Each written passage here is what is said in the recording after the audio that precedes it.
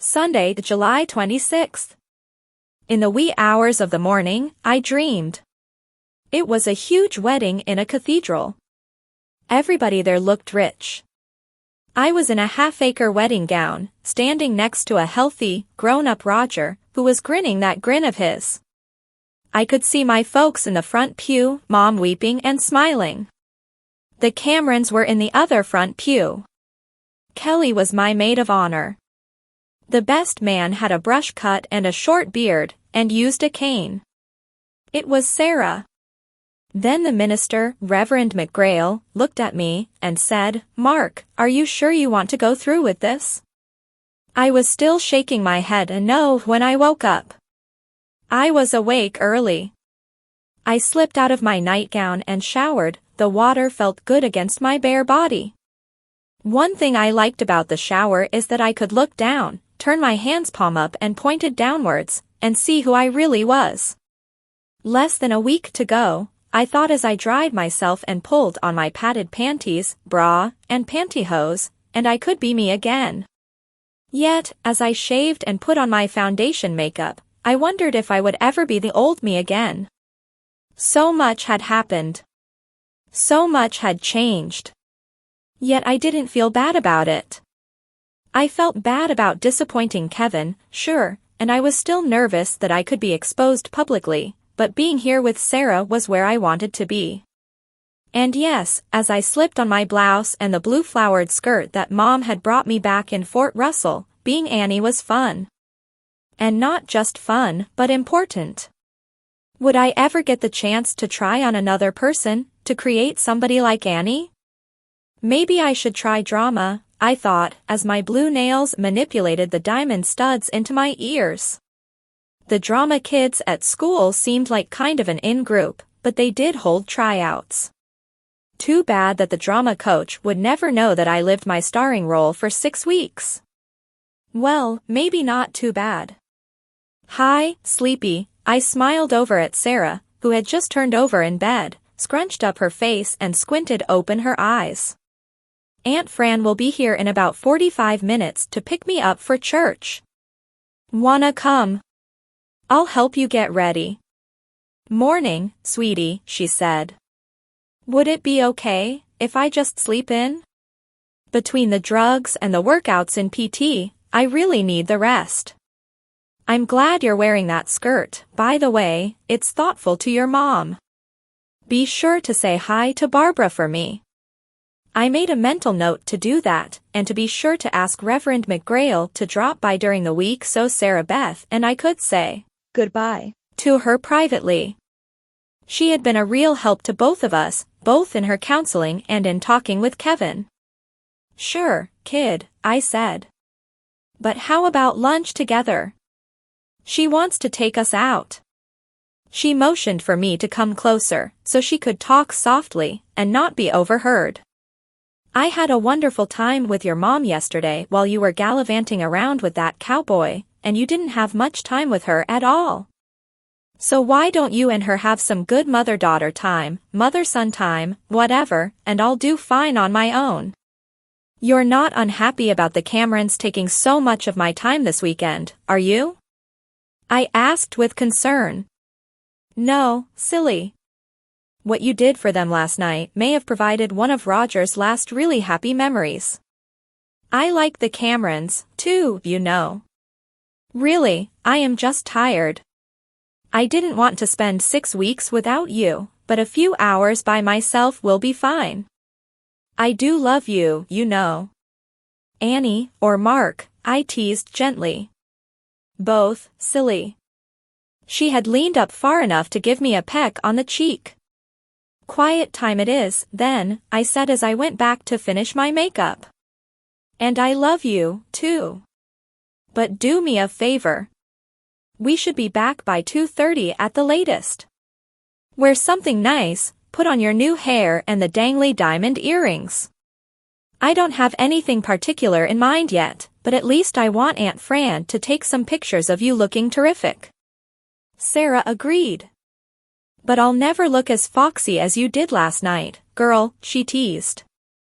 I could be wearing last night's outfit, makeup, and all, and you could sit there in old gym clothes, without your hair and without your leg, and you'd still be the prettiest one in the room, I said honestly. Don't forget your hair, by the way, my girlfriend said. I wasn't forgetting it. I was just getting ready to put it on now. I reached for my old wig. Mom came in about that time. We explained to her that Sarah was staying here, and that we'd meet her after lunch. Mom just smiled and said, "Get your rest, Sarah." Mom let me drive. It felt pretty good to be behind the wheel again. Since my skirt was kind of long, I was glad Mom brought the minivan and not my Jeep, with its clutch. On the way, Mom looked over at me and mentioned how nice I looked. Sometimes when I'm with you I forget it's really Mark in there, she said. I've known you as a boy for 17 years, but it just seems as natural as can be that you're my daughter now. Dad still feels awkward about it, but I'm really glad that I've gotten to know Annie. I'm glad to be Annie right now, I warned. But don't be in for a letdown next week when it's just me again. Okay? I wondered if I would experience a letdown, too. Okay, Mom said. Fair enough. I'll miss Annie, but I'll also be delighted to have Mark back. Church was fine. Reverend McGrail hugged us both at the door and promised to come by during the week. One nice thing about a university town is that there are a lot of good places to eat. We found a small cafe that had sidewalk dining. Mom had a grilled chicken salad and I had a taco salad. Still suffering salsa withdrawal. The outside table gave us a little privacy, so I could tell Mom about the incident with Kevin. I found myself almost crying as I described his disappointment and Sarah's defense of me. I really would like to do what he does, Mom. I've always wanted a job helping people, and my experience with Sarah and her illness has really helped me focus. I just hope that I didn't blow my chances on getting into the program. It's the only one in the state, you know. I have the grades for it. You've made a good choice, Mom said. It's a job that really fits who you are. My hunch is that Kevin will get past his anger and will let you in the program, and that maybe he'll even realize that your experiences as Annie will help you relate to clients better. And even if he doesn't, maybe you could go to school out of state. We talked about a bunch of other stuff, and had a great time. Sarah had been right that Mom and I should have some private time together. At one point, she put on her concerned look and said, "I hope you don't have too many problems with re-entry. Taking off the blue nails and putting you back into jeans and tees is the easiest part." "Yeah," I said. "There's my dainty eyebrows and the extra holes in my ears, too. Even more than that, though, is the fact that you've been living as Annie for so long, that the way you move your hands, the way you cock your head to the side and smile as you listen, all that's coming so natural that you might slip later." I quickly straightened my head, frowned, and balled my fists. "Your dad suggested that we go on a camping trip for a few days before you spend a lot of time in public as Mark. What do you think? You've always enjoyed camping, and you can get reacquainted with Gordo." Gordo was my mountain bike. "That might be a good idea, Mom," I said. Sarah and Julie have both teased me that I've become more feminine than Julie ever was. But I don't want to be gone too long. I'm afraid Sarah Beth will have a tough time transitioning, too, and she may need me. She's not real self-conscious around Hope Haven or the hospital, since there are a lot of other teens around who are sick or in rehab. She wants to go home, but I think it scares here a lot, too. So maybe just a single overnight at the fort? Mom agreed. We went back, and Sarah was dressed, looking great, and ready to greet us. Mom, as I anticipated, pulled out her camera. As we left the building, the Camerons were all up, so we invited them to join us. Since there was a cool breeze blowing from off the mountains, we went out for a walk along the river path. Sarah rode in her wheelchair, but brought her four-pronged cane so she could practice some outdoor walking. She hadn't used the cane much before, so it gave her good practice. Everybody enjoyed ice cream at a shop along the way. After we got back, Sarah and I kissed Mom goodbye. The Camerons remarked to her what wonderful nieces she had, and she agreed, smiling. Then Mom left for Fort Russell. Some more kids came in this afternoon. We got acquainted and tried to be friendly. It was funny, but we both held back a little bit. I guess it was because we had less than a week left at Hope Haven. Or maybe we were just tired. Try exhausted. Monday, July 27th. I took Sarah Beth to therapy today. My top was striped, 3 shades of pink and white. I had on pink shorts to match, and Sarah Beth made sure to tie a large pink ribbon in the back of my wig. I didn't think too much about it until I got to PT, then I felt self-conscious, because I knew that Kevin knew who I really was. Kevin must have felt the same way, because he worked hard to stay away from me. Kevin had said that he wouldn't tell, but every time somebody looked at me, I wondered deep inside if they knew they were looking at a boy in pink. I worked with Sarah as her healing partner, not as a PT volunteer. After a while, I noticed that across the room Mrs. Cameron and Kevin were having a discussion. Neither looked happy. Finally, Mrs. C came over. Annie, Mr. Carter said that you were no longer in the volunteer program. Roger was crushed. I don't want to take time away from your sister. But, if we go into the pool later this morning for water therapy, could you work with Roger, just as a friend? If it's okay, with Kevin, I'd love to, Mrs. Cameron, I said. And we did. After we changed into our swimsuits, Sarah, I, Mrs. C, and a PT aide all helped get Roger into the special flotation and safety equipment that he needed. It was neat that Sarah could help. The buoyancy of the water helped her do the job, and being able to help someone else did something for her morale, too. We all enjoyed the water, Roger and Sarah got good exercise, and we did a little splashing, too. After PT, I helped Sarah back to Hope Haven for lunch.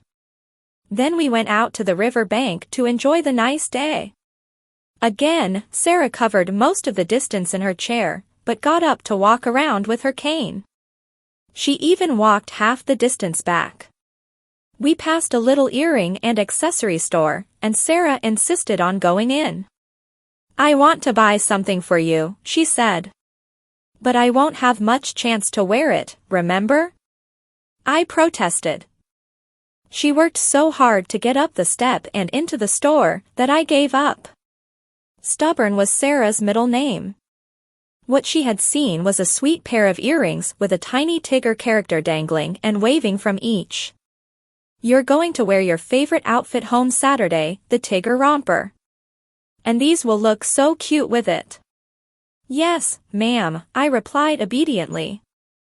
She also brought me a pair of tiny hoops, just big enough to circle between the lowest holes and the bottom of my earlobes. Unisex, she said softly. Mark can wear them.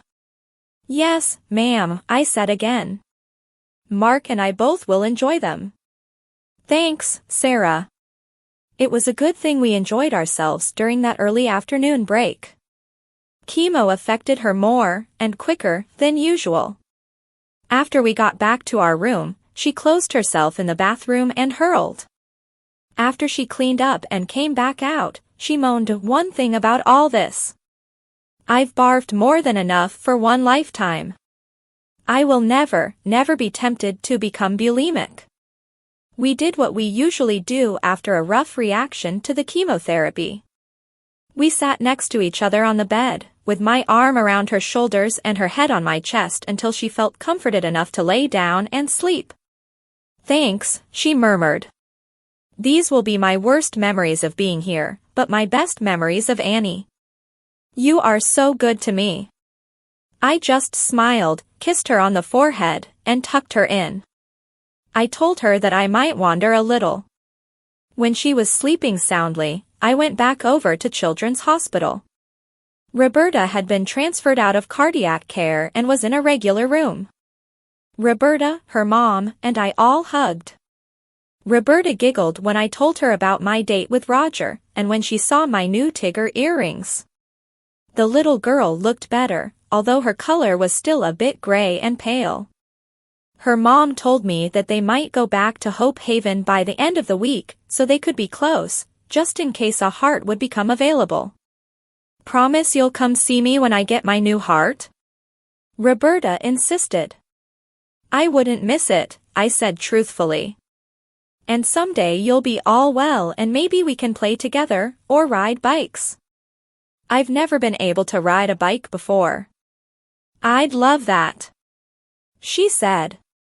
Sounds like Annie will be making some guest appearances. Roberta had a roommate, a 6-year-old with liver problems. I asked if they both liked stories, and pulled out a Winnie the Pooh book that I had borrowed from Hope Haven. I had them giggling so hard with my Tigger imitation that a nurse came and looked in the doorway. After I left the hospital and checked on sleeping Sarah, I had time to get a little bike riding in after supper. I just had a scarf over my head and under my helmet, but I was sure to tape the long ribbons to the inside of my helmet for my Hope Haven fans. When I got back, Sarah Beth was still sleeping it off.